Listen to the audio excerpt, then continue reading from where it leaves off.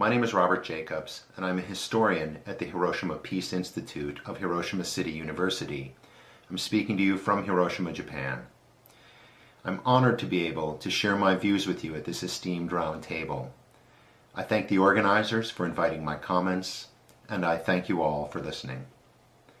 I'll be talking today about the meltdowns and massive releases of radiation that happened here in Japan last year at Fukushima after the devastating earthquake. Specifically, I'll be speaking about whether the nuclear crisis was caused by the tsunami, as is claimed, or by the earthquake that preceded the tsunami. First, I'll briefly review the crisis. On March 11, 2011, at 2:46 in the afternoon, a 9-point earthquake struck about 70 kilometers offshore of northern Japan. The earthquake shook violently for over 5 minutes. Buildings in Tokyo, 373 kilometers away, rocked badly, and oil refineries in the Tokyo suburbs caught fire. It was the largest recorded earthquake in Japanese history, and one of the 5 largest earthquakes since the beginning of record-keeping about earthquakes.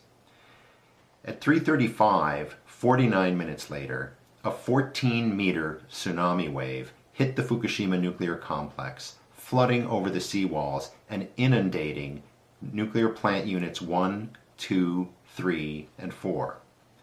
These two events, the earthquake and the tsunami, substantially exceeded safety design assumptions for the nuclear power plants.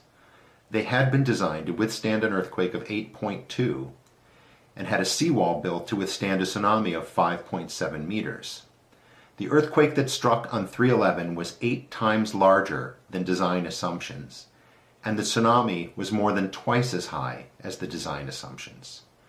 The plant designers had assumed that they built the plant to withstand any earthquake and tsunami that was likely for over 1,000 years. These assumptions were wrong. Fukushima Units 1, 2, and 3 were operating at the time of the earthquake. Unit 4 was shut down for routine maintenance and refueling. The 3 operating plants all experienced total meltdown of their nuclear fuel. Unit 4 lost cooling to its large pool of spent fuel rods, and this fuel experienced significant melting as well. All 4 plants experienced explosions that dispersed radioactive material into the ocean, but also across large areas of northern Japan, including many parts of Tokyo. TEPCO, the company that runs the plants, and the government of Japan denied that there had been any meltdowns at Fukushima for over 2 months, even though they knew for certain that there had been meltdowns during the first week of the crisis. They deliberately lied for months. This increased the exposure to tens of thousands of local residents. Both TEPCO and the government of Japan lied repeatedly about many aspects of the crisis.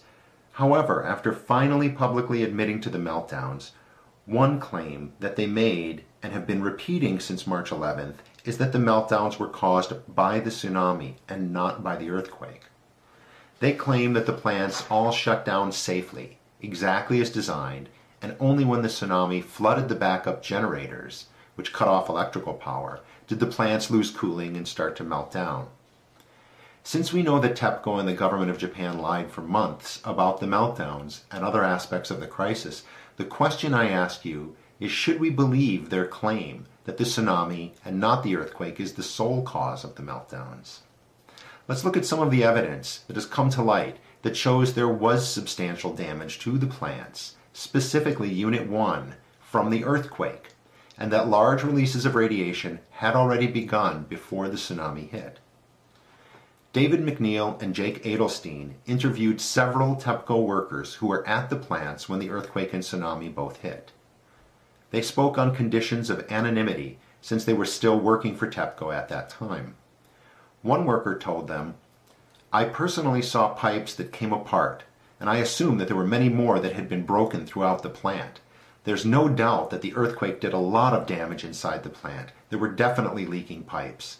I also saw that part of the wall of the turbine building for Unit 1 had come away. That crack might have affected the reactor." Another worker told them, "The first impact of the earthquake was so intense you could see the building shaking, the pipes buckling, and within minutes I saw pipes bursting. Some fell off the wall, others snapped. The workers were ordered to evacuate the plant, but, says this second worker, I was severely alarmed because as I was leaving, I could see that several pipes had cracked open, including what I believed were cold water supply pipes. That would mean that the coolant couldn't get to the reactor core. If you can't sufficiently get the coolant to the core, it melts down. He told them that as he was headed to his car, he could see the walls of the Unit 1 building had already started to collapse. He said there were holes in them in the first few minutes. Another worker reported that, quote, I was in a building nearby when the earthquake shook.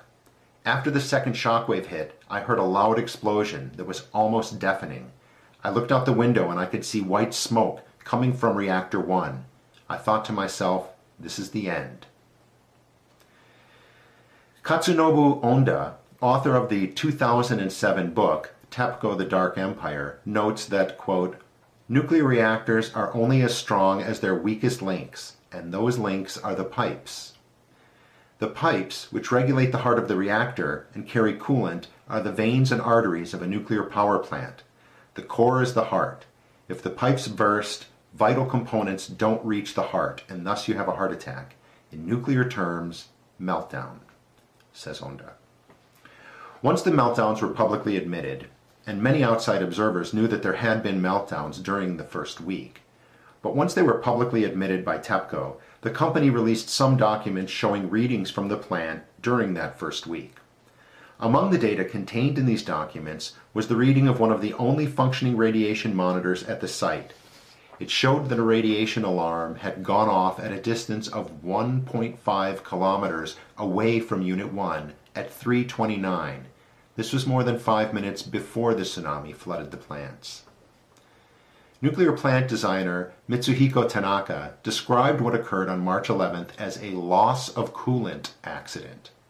Tanaka says, quote, the data that TEPCO has made public shows a huge loss of coolant within the first few hours of the earthquake. It can't be accounted for by the loss of electrical power. There was already so much damage to the coolant system that a meltdown was inevitable long before the tsunami came. Tanaka cites evidence in TEPCO's own data that within minutes of the earthquake, 2 emergency coolant systems of Unit 1 started up, and that the water sprayer inside of the reactor vessel of Unit 1 turned on. Tanaka advises that, quote, this only happens when there is a loss of coolant. So why, with this evidence clearly available, does TEPCO, the government of Japan, and the nuclear industry worldwide maintain that it was the tsunami and not the earthquake that caused the meltdown of Unit 1?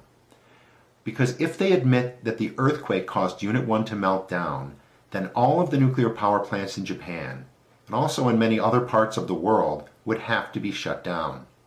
Many of these plants sit in dangerous earthquake fault zones.